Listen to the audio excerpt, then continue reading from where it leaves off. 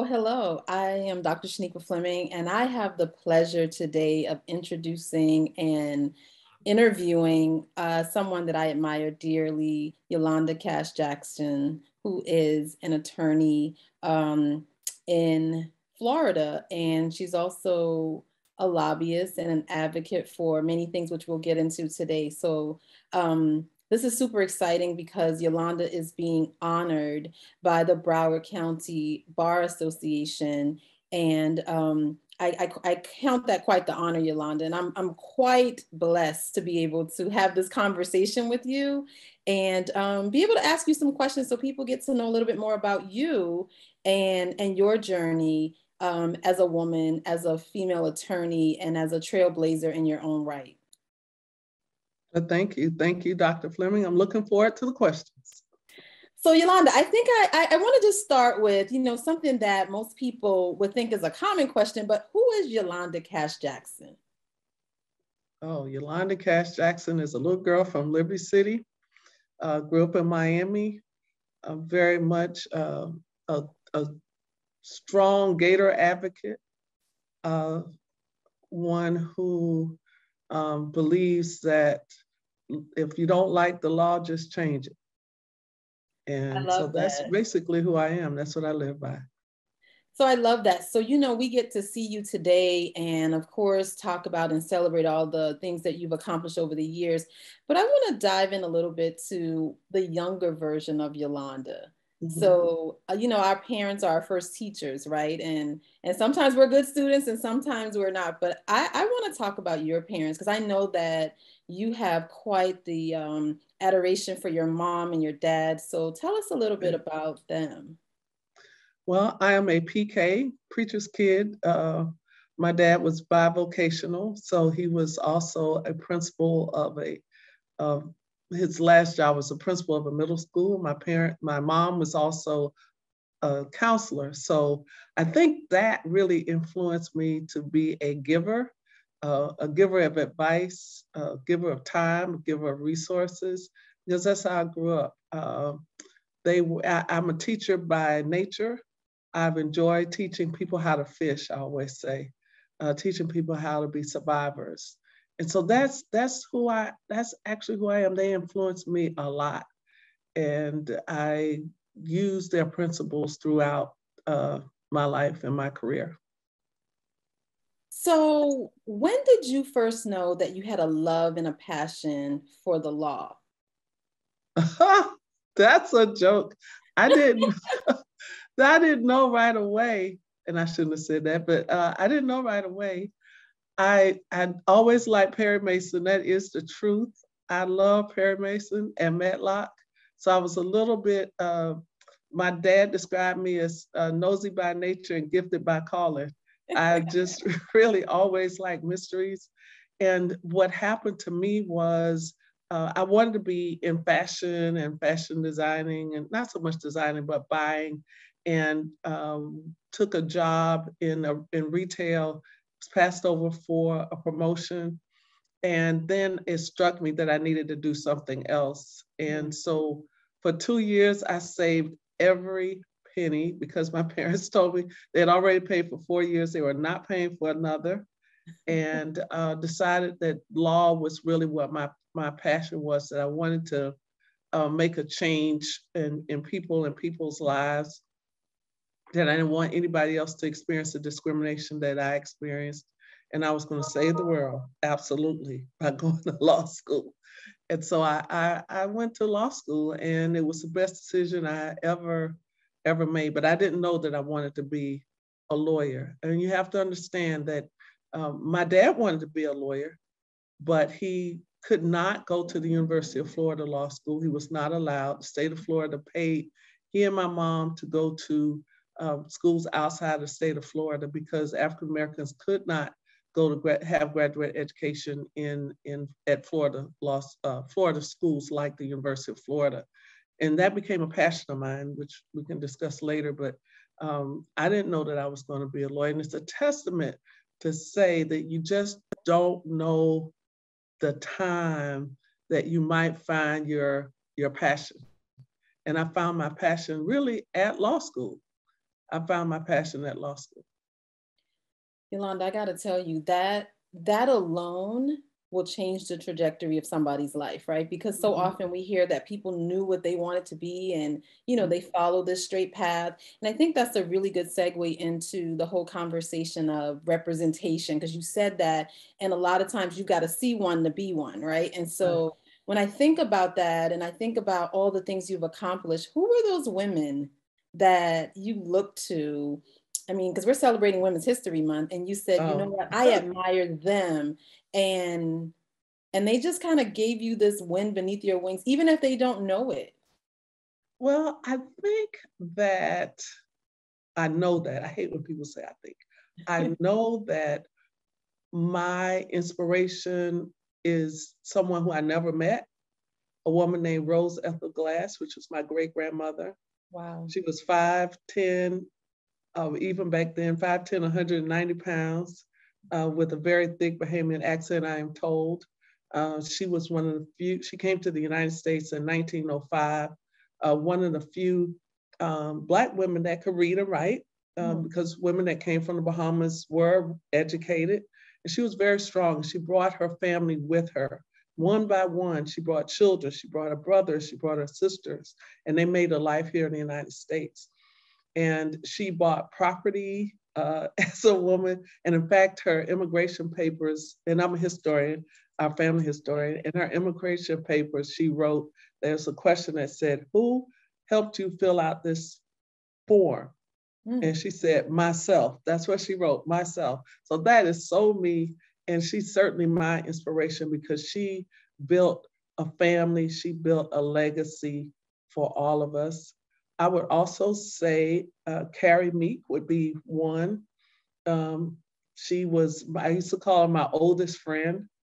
We spent lots of time together and certainly was the inspiration for me wanting to get into politics. And then the other women I don't know because there were not other Black women lobbying like this, like I do now. And there's still very few. There were probably no more than 6 of us in private practice lobbying in Tallahassee, Black women.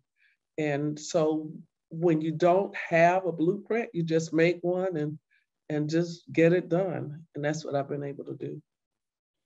Yolanda, I just think, every time I think about you and the things that you've accomplished, I'm just in awe.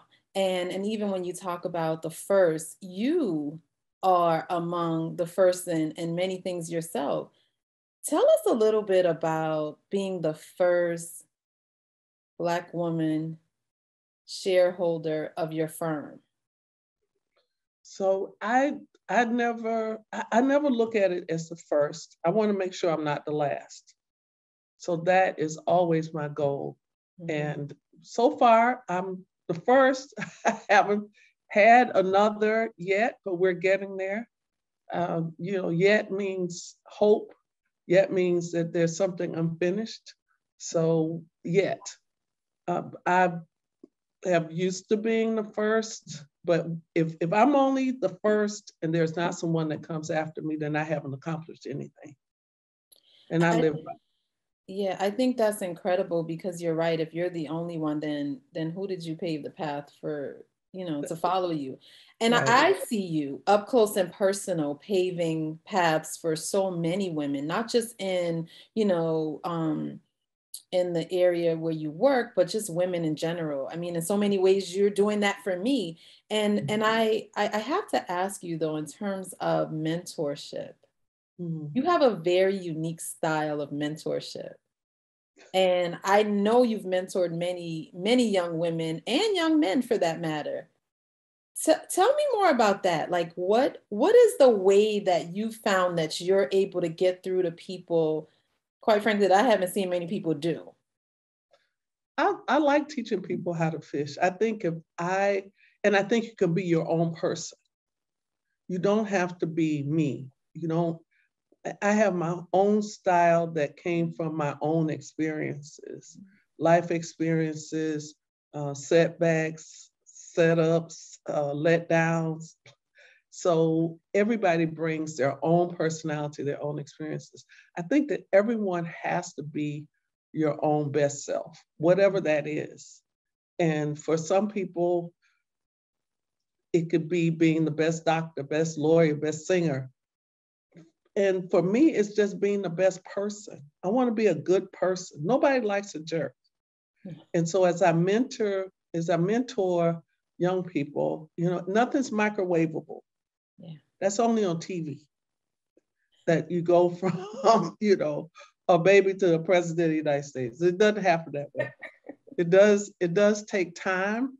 It takes sacrifice. And I know some people ask about work-life balance. When you're on a mission, sometimes you have no work-life balance. It's a full of choices. There is no success without sacrifice. I love that. So I want to ask you about your work as an advocate and as a lobbyist. You're wrapping up your 22nd legislative session. And first of all, to do anything for 10 years right now is an eternity. So to do it for double that, I think that's just incredible. What would you say has been the most monumental or one of the most monumental moments in your career?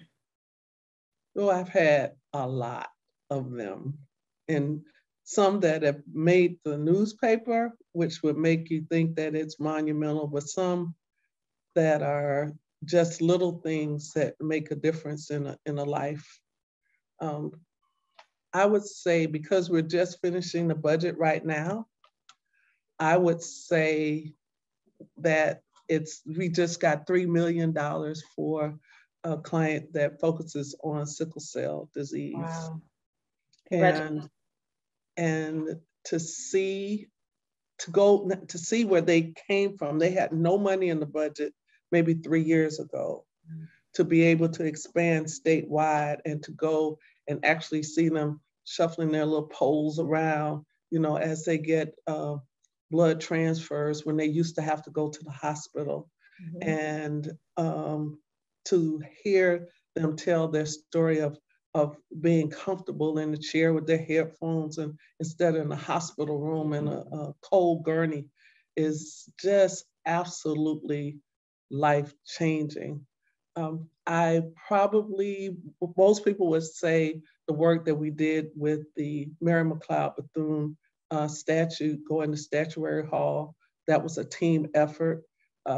We had all kinds of people taking credit for that, but the reality is nobody did it alone. We just happened to be the conduit for that. Being able to go to Italy to see her actually unveiled was absolutely amazing. So those are probably two that I could think of, but there are many, many, many more that I could think about that have really impacted so many. A Black farmer's license, that's, Florida's gonna have one of the first licenses to go to a Pickford litigant very soon, maybe by the end of the month. And that's just awesome, very, very much exciting.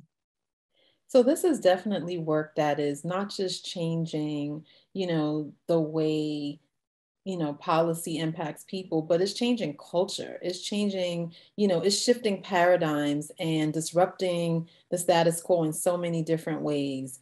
And I gotta say that that's inspiring to me. But I want to ask you, all of the progress that women specifically have made, women lawyers have made, women lobbyists have made, women in general have made, all the progress, there's still challenges that we face. So when you think about, again, wrapping this session, what are some of the challenges that we must address if we're truly going to see, that vision you have for, if you don't like the law, change it?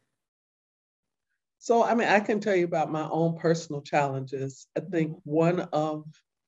know that one of the challenges is always separating emotion from the duty that you have to your client. And I've had to, especially this session, we've had some very highly charged, at least emotional for me, subject matters. We've talked about abortion, we've talked about race, we've talked about sex, and all of those things for different reasons touch different nerves. I kept saying, you know what, I need not be at the Capitol because if they step on that one toe, I'm really good. And so you can't internalize a lot of things when you're advocating for your client because you have to talk to both sides. So that's a challenge. The other thing I would say is that others, the stereotype people have of others, of you, sometimes is challenging, but it's also an asset because the expectation is very small. And when there's low expectations, my dad was a football coach. He said, when there's low expectations, hit them hard and hit them low. And so, so you get a chance to, when they're low, that you get a chance to win and win for your client. And that's the real, but those challenges, we have not gotten yet to a place of true equality for women. Certainly not true equality for Black women. We make less, that's a fact. We have challenges in terms of socialization in the lobbying corps, that's a fact. So we have to work on those things, but we're getting there. We're getting there. We need to have more women that run for office. We need to have more people of color that run for office, more people that represent the community that we all live in. Yolanda, you talk about we're getting there, and there's something that you started. It came on the heels of a group that you joined during the pandemic, and you went on to create a special place just for, like-minded women in Florida. Tell us more about that, what it is. I don't want to steal your thunder, and why did you do? Yeah, we have a group of women that get together and talk on Monday nights, and we talk about everything. We bring information. Why did I do it? Because one of the things that I learned during the pandemic, that people in general were able to communicate like never before. So you didn't have the barriers of location, of travel schedules, of getting a hotel if I wanted to talk to someone in Tallahassee. This thing named Zoom just really transformed communication. And I believe that as more and more people get a chance to share ideas and not have the barriers of location and cost and everything, that we can make a difference. And I just believe that those women that we get together and talk, we're going to figure it out. We're going to have some solutions. So that's something that I'm very, very proud of. It's just something I just decided that we just needed to do. Nothing fancy, just something we needed to do. I think it's incredible. Yolanda, everybody talks about leaving a legacy. And when I hear leaving a legacy, I really don't want to have to leave. I don't want to talk about having to leave just yet. But I get the opportunity to see you living a legacy. Right. And what would you say is the legacy that Yolanda Cash Jackson is living? Because you're definitely living. Okay, well, that's living the legacy. I hope that I'm living the legacy of truth, of transparency, of hope, of positivity, of advocacy, of just doing the right thing. Yeah. I really want to hope that the work that I've done is something that will be the right thing for someone. It's not going to be the right thing for everybody. Right. And one of the things that you learn about doing this work, everybody does not love you. There is a group of haters over there that would rather you not talk about those very difficult subjects, or would rather you not teach people how to fish. But I just hope that I'm doing the right thing for somebody. Right.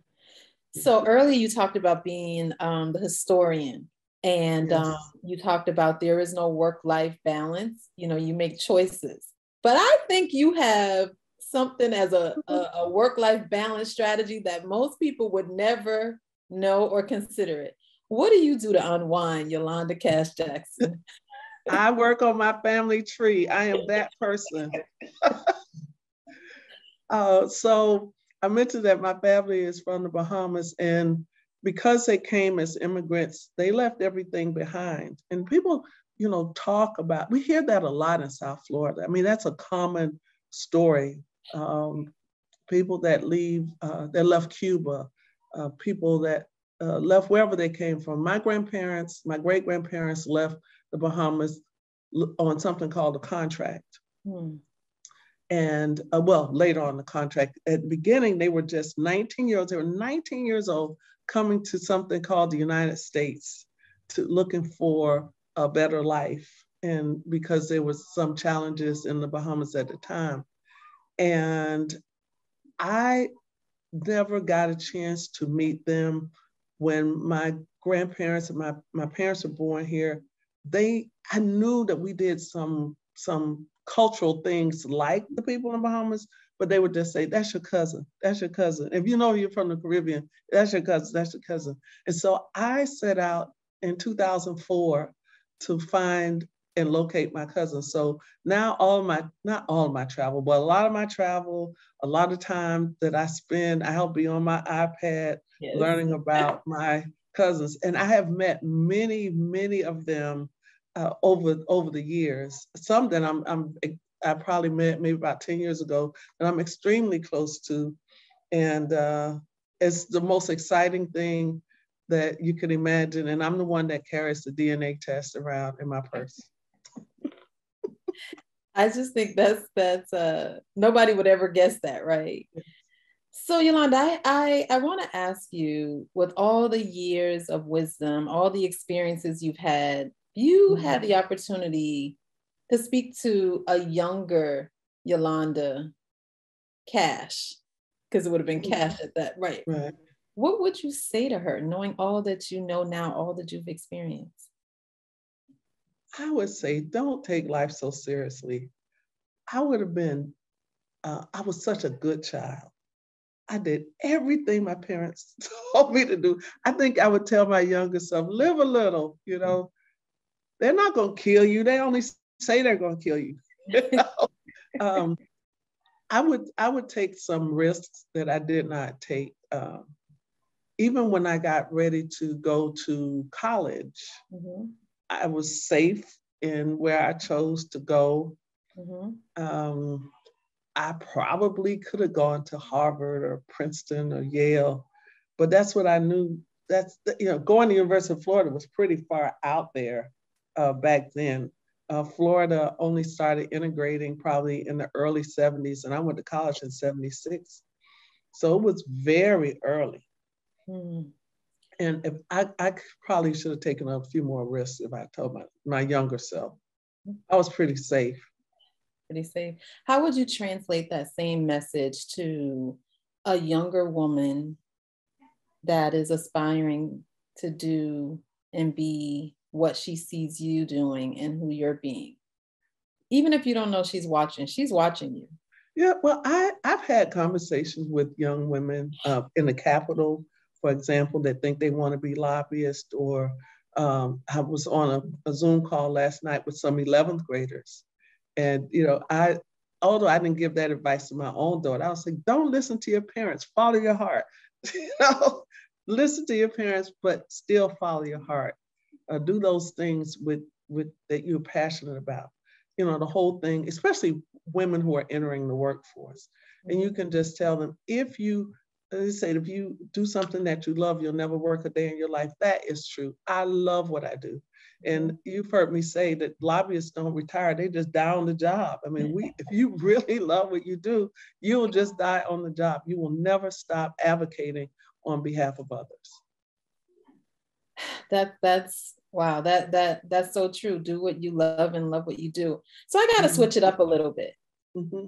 If there were one thing that was like a takeout or an edit of your bio of someone that, you know, if you were a movie star, a celebrity, and you got the chance to write that in really quick and take it back out, who would you be and why them?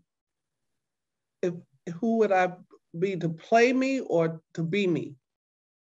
Well, who would you be? Like if you could choose another life as someone. I would absolutely be Cecily Tyson. Why? Because she could play all roles. She was so respected. She looked great at 90. Definitely Cecily Tyson. Definitely Cecily Tyson. Who would play me? Yes. If they were to do my life? Yes. Definitely Viola Davis. I can't wait until I see her doing Michelle Obama. Wow. Yeah, definitely Viola Davis. I mean, because she is not the stereotypical look of an actress. She is truly an actress for someone of color like me. She has thick lips, she has dark skin, she has coarse hair. Definitely Viola Davis. Wow. So what question didn't I ask you that I probably should have asked you? Let's wrap it there. We should ask me what's next. What's next, Yolanda Cash Jackson? I don't know. I'm waiting. I'm waiting to see what's next. And I would be remiss if I didn't say thank you to the Broward County Bar Association, who is led by its first Black woman. Certainly have to pay homage to her. Another couple of other presidents of the Broward Bar Association that have been very special in my life, and I wanted to make sure that I mentioned them. George Allen, who wrote my letter of recommendation to law school, believe it or not. And so being here is something that, you know, I say to myself, okay, this is such an honor. You know, what's next, Yolanda? What do you see as next? And whatever that next is, I'm preparing for it. I'm preparing for it. I look forward to it. And I don't know what other questions you could ask me. I don't know. But that's it. What's next? I'm just waiting to see, with anticipation and excitement. Well, this has been an incredible way for me to celebrate Women's History Month, celebrating you being honored by the Broward County Bar Association. And thank you so much for just your candor, your inspiration. And I'm grateful to have had this opportunity to talk with you. And I'm grateful to be able to see a little bit of this magic up close, and this Black girl magic up close and personal, right?